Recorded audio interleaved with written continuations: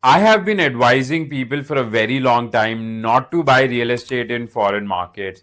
Let me tell you a real world example of this neighbor of mine who invested in Texas and just sold their house and they incurred losses of 20 lakh rupees over 3 years. So back in 2022, Austin, Texas was suddenly hyped up a lot. People were moving from California, New York to Austin because it was very lively.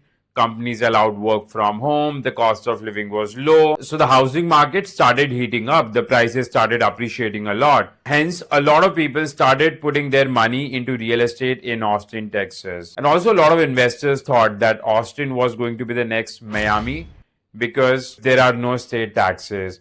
And now, 2025, what has happened is the housing market has crashed in Austin. Why? Because a lot of people have left. Their companies called them back to work from office, and a lot of people saw a lot of rise in the cost of living, so they also left. As a result, my neighbor who had invested 4 crore rupees back in 2022 just sold two houses for a loss of 20 lakh rupees. Now it's not a big loss, but it's a big loss in the opportunity cost.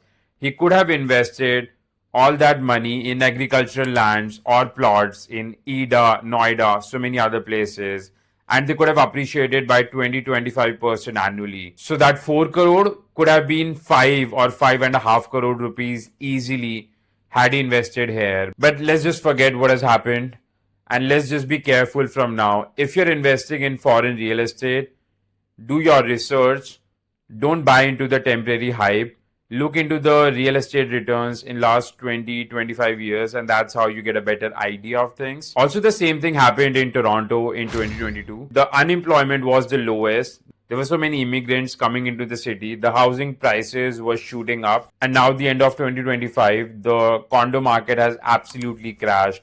The prices have plummeted by 20 to 30%, and it's only going to get worse from here. So let me know in the comments about your real estate investments in foreign markets and what returns have they gotten you.